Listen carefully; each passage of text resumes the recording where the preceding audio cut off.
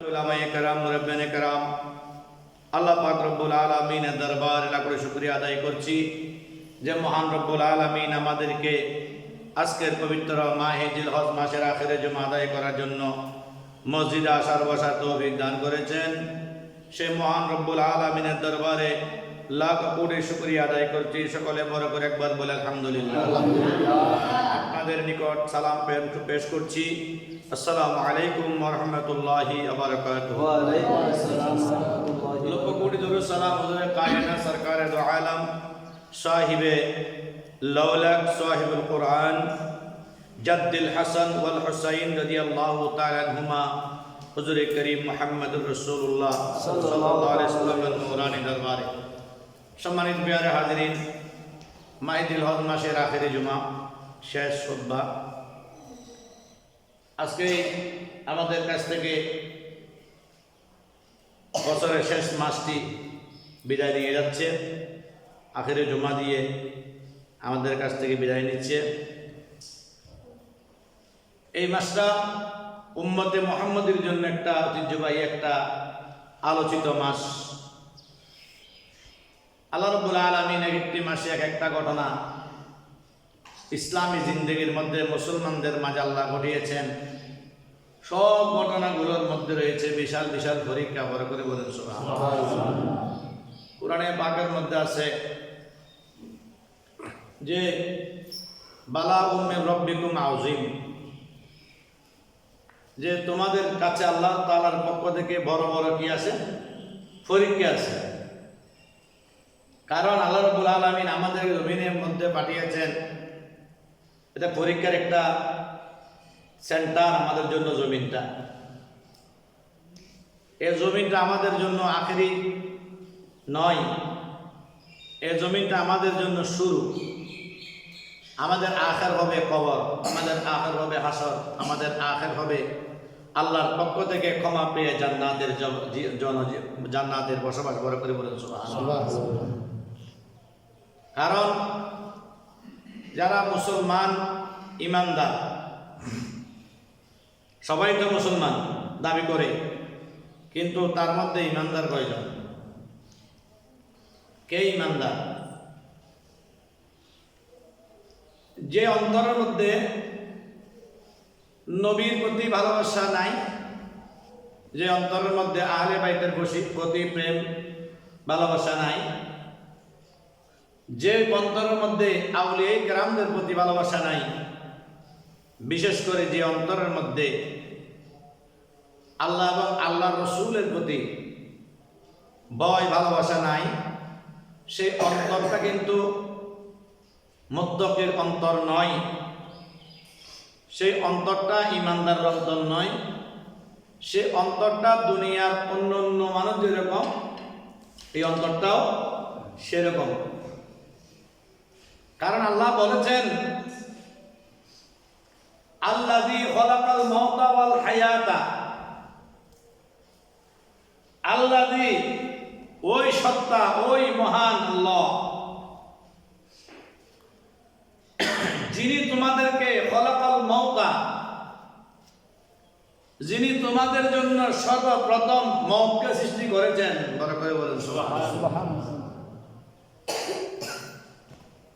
এরপরে বলছেন ওয়াল হায়াতা, এরপরে তোমাদেরকে হায়াত দিয়েছেন, জীবন দিয়েছেন। প্রথম তোমাদের মওতকে আল্লাহ কি করেছেন? সৃষ্টি করেছেন, তৈরি করেছেন। কেন? এর মধ্যে একটা বিশাল একটা পরীক্ষা আছে। কারণ লিয়াবলুয়াকুম আইয়ুকুম আহসানু আমালা, আল্লাহ চাই কোন বান্দাটা তার আমলটা সুন্দর করে। এটা পরীক্ষা করার জন্য আল্লাহ প্রথম মওতকে, এরপর হায়াতকে সংযোজন করেছেন। বড় করে বলেন সুবহানাল্লাহ। ওয়া হুয়াল আজিজুল গফুর, তিনি হচ্ছেন মহা পরাক্রমশালী। পরাক্রমশালী বুঝেন তো? এমনভাবে ধরবে যে আর কোনো ছাড়াছাড়ি নেই। আল্লাহ মানুষকে সুযোগ দিয়েছেন, ছেড়ে দেন নাই। আল্লাহ আমাদেরকে কি দিয়েছেন? সুযোগ, কিন্তু ছেড়ে দেন নাই। এই জন্য বলছেন ওয়া হুয়াল আজিজুল গফুর, গফুর মানে ক্ষমাশীল, আজিজুল মানে পরাক্রমশালী। আল্লাহ যদি কাউকে ধরে, কাউকে পাকড়াও করে, কাউকে আল্লাহ যদি গ্রেফতার করে, ওই ব্যক্তির জন্য আর কোন সুপারিশকারী থাকবে না, আর কোন সুপারিশকারী থাকবে না। এবং ওই ব্যক্তি কিয়ামতের ময়দানে এদিক ওদিক তাকানোর কোনো সুযোগ পাবে না। দুনিয়াতে অনেক রকমের শাস্তি আছে। আমরা তখন শুনতাম একটা শাস্তি আছে নাকি, সোজা হয়ে দাঁড়িয়ে থাকবে, সামনে হোসেন, পিছনে হোসেন, ডানে হোসেন, বামে হোসেন। শাস্তি হচ্ছে দাঁড়িয়ে থাকা। এদিকে ঘুরতে পারবে না, এদিকে ঘুরলে এদিকে ঢুকবে, এদিকে ঘুরলে এদিকে ঢুকবে, সামনে ঢুকলে কপালে ঢুকবে, পিছনে ঢুকলে মাথায় ঢুকবে। বলে তার শাস্তি হচ্ছে দাঁড়িয়ে থাকা, শুধু লড়াচড়া বন্ধ। তো আল্লাহ বলছেন, আমি রব্বুল আলামিনের ধরাটা হচ্ছে এমন একটা ধরা, আমি যখন তোমাকে ধরবো, পাকড়াও করবো, গ্রেফতার যখন তোমাকে করে ফেলবো, ওই তোমার গ্রেফতারের ভিতরে তোমার এমন একটা পরিস্থিতি সৃষ্টি হবে, তুমি ডানে বামে সামনে পিছনে নিচে উপরে কোনো দিকে তাকানোর তোমার সুযোগ থাকবে না। তোমার একটাই মাত্র কামনা থাকবে, ইস আল্লাহ যদি আমাকে মাফ করে দিত, আল্লাহ যদি আমাকে, আল্লাহ তো ক্ষমা করে দিবেন, কিন্তু ক্ষমা পাওয়ার জন্য তো রাস্তা রেডি করতে হবে। কারণ আমাদের যে ইবাদত, আমাদের যে আল্লাহর রিয়াজত, আমাদেরকে আল্লাহ ডাক, আল্লাহ ভিতরে রাসূলের প্রেম, মহব্বত, ভালোবাসা, এটা আল্লাহর দরবারে গ্রহণযোগ্য হচ্ছে কিনা এটা তো আমরা কেউ জানি না। কারণ আমাদের ইবাদতের মধ্যে রিয়া আছে, আমাদের ইবাদতের মধ্যে অহংকার আছে, তাকাব্বুরি আছে, সমস্ত কিছুর মধ্যে সমস্যা আছে। আল্লাহ বলছেন সমস্যাগুলোর সমাধান দেওয়ার জন্য 5 ওয়াক্ত নামাজ তোমরা পড়বে, ঠিক আছে, পাশাপাশি অন্য ভালো কাজগুলো করো। সুবহানাল্লাহ। যদি ভালো কাজগুলো করো, ওই ইবাদতের মধ্যে ঘাটতি পূরণ করার জন্য অন্য দিক থেকে এনে তোমাকে কি দিব, বোনাস দিব। বোনাস দিয়ে তুমি অন্তত কি হও, পরিপূর্ণ একটা অংশ তুমি যদি কি পাও, বড় করে বলেন সুবহানাল্লাহ। আল্লাযী খালাকাল মাউতা ওয়াল হায়াতা লিয়াবলুয়াকুম আইয়ুকুম আহসানু আমালা ওয়া হুয়াল আজিজুল গফুর।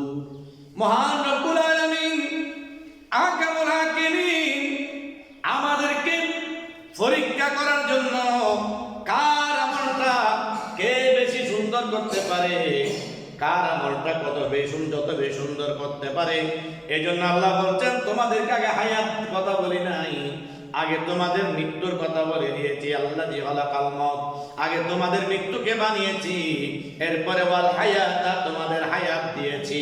কারণ তোমরা জমিনে যাওয়ার পরে দীর্ঘ বছর জমিনে থাকার জন্য আরজু করবে, চেষ্টা করবে, অসুখ হলে চিকিৎসা করবে, ফোড়া উঠলে চিকিৎসা করবে, স্ট্রোক করলে বাঁচার জন্য ঢাকা শহরে, সিঙ্গাপুরে যাবে। আমি আল্লাহ রাব্বুল আলামিন এমন একটা সিস্টেম করে রেখেছি, যত কিছু তুমি করো না কেন, আমি আল্লাহ যখন তোমাকে পাকড়াও করব, ডাক দিব, তোমাকে জমিনে থাকার আর কোনো রকম সুযোগ থাকবে না।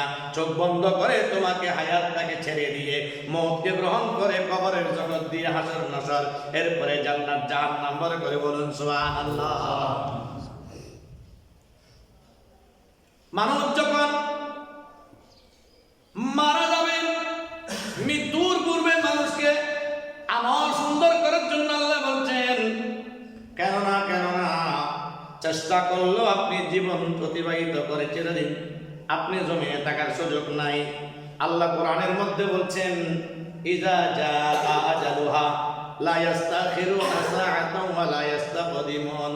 যখন তোমার মৃত্যুর পরওয়ানা চলে আসবে, মৃত্যু যখন তোমাকে পাকড়াও করবে, এই আমার বান্দা, যত কিছু তুমি করো না কেন, যত লোহার চতুর্দিকে লোহা গেরা, আপনি যত দুর্গের ভিতরে থাকুন না কেন, ঘরের ভিতরে থাকুন না কেন, আপনি যত কঠিন বড় দুর্গের ভিতরে ঢুকে থাকেন না কেন, আপনি ফাঁকার ভিতরে থাকুন না কেন, আপনাকে যত সময়ে আমি আল্লাহর ডাকে সাড়া দিয়ে কবরে আসতে হবে। সুবহানাল্লাহ।